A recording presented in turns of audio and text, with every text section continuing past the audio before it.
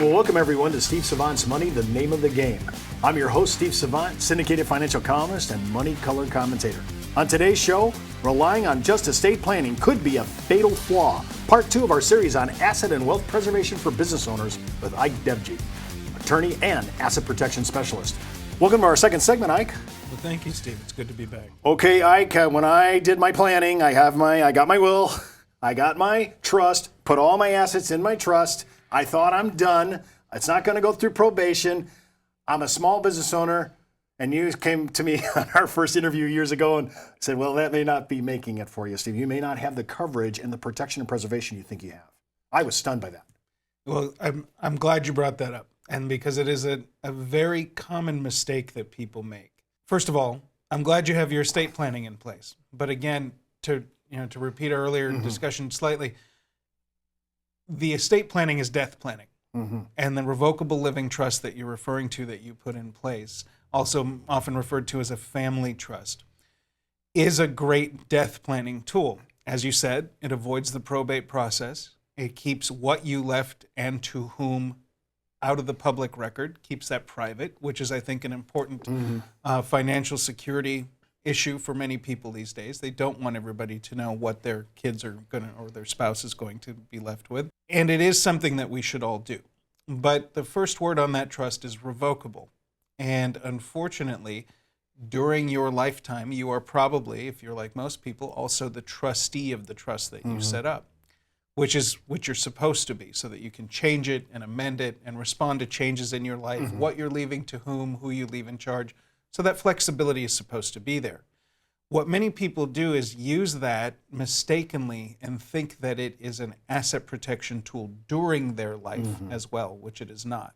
So if your home or your investment accounts or the cabin or whatever other valuable things that you have that you've formally titled in that trust are in there, and there is a lawsuit or some other exposure against you or to you, you will have to tender those assets. They are not remote from any judgment or creditor during your life, period.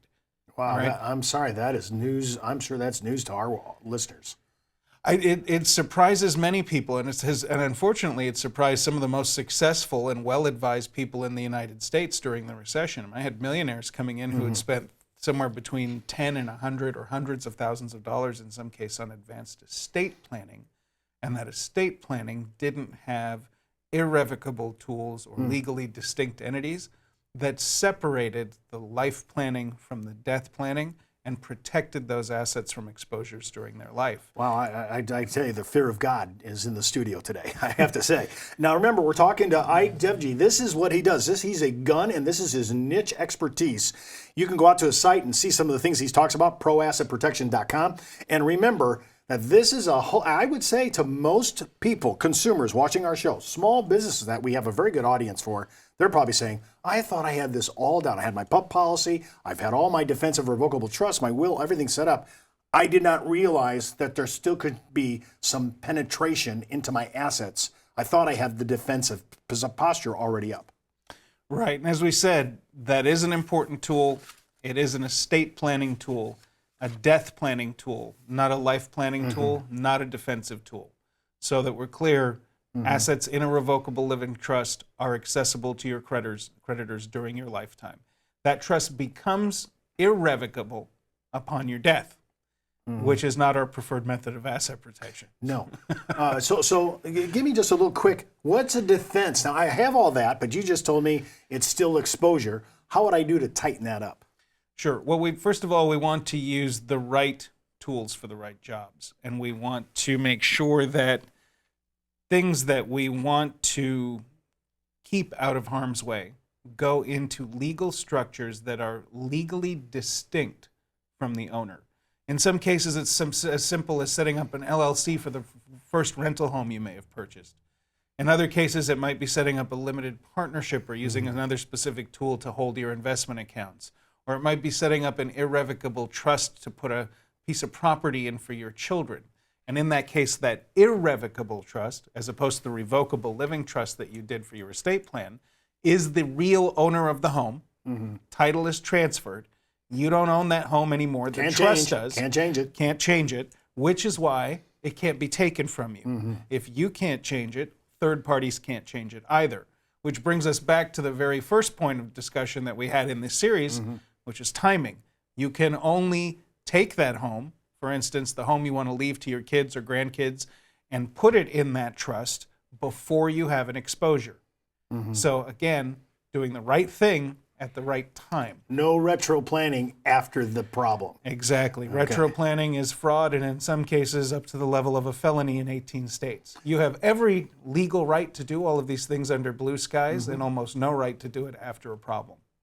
I've heard you say this in your public domain. We were speaking on the same platform, and you talked about not putting all your eggs in one basket. And I always thought to myself, well, of course I diversify my portfolio. I have different arrangements. I try not to be with one person. I try to spread. I'm the quarterback of my financial domain, but I have a guy that does money. I have a guy that does protection, property casualty insurance.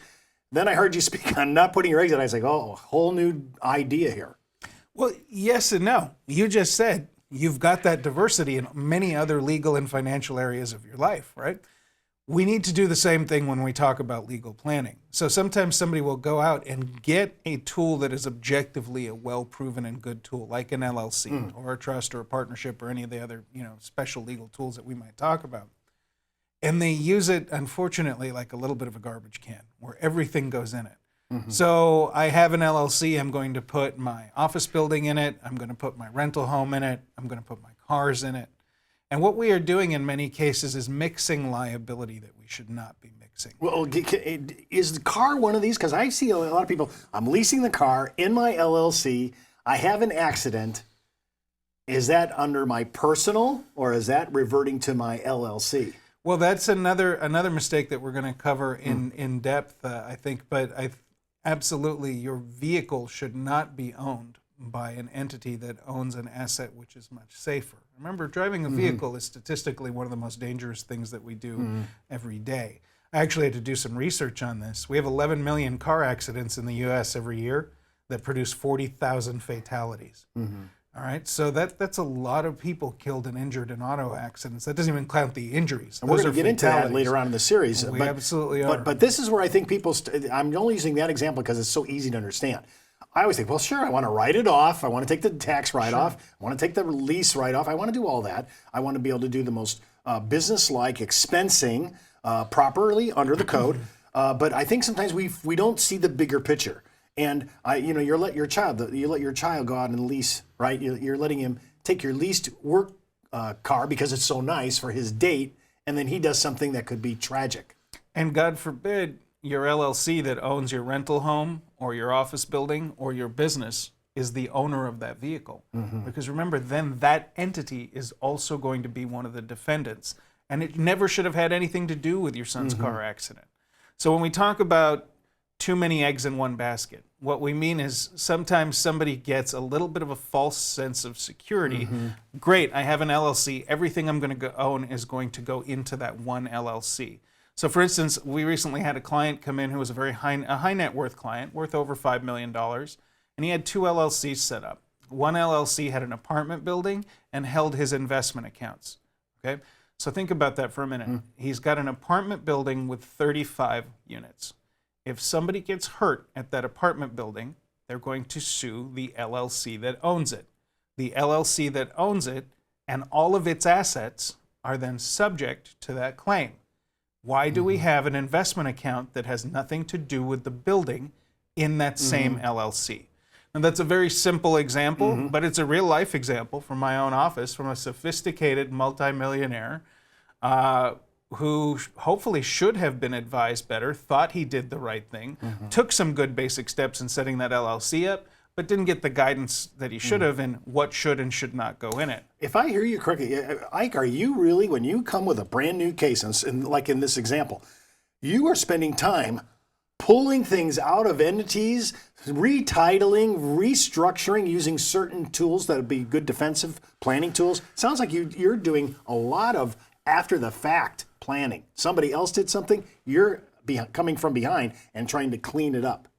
In some cases, yes, that is part of it. It's just making sure that the right asset goes in the right box, if you will.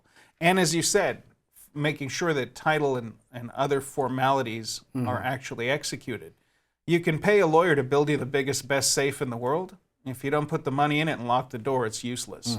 So we need to make sure that clients not only have the right tools and know which jewels to put each safe, which jewels to put in which safe. We need to make sure they know how to lock the door and open the door. So it is a process, but I think it's a process that most people benefit from very greatly. And understanding the limits of each of these tools and that they shouldn't be mixing liability from two different sources is a really important concept, and I'm glad you're sharing it with our viewers.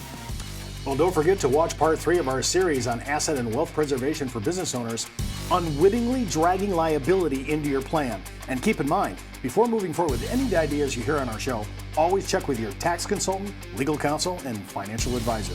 You've been watching Steve Savant's Money, the name of the game.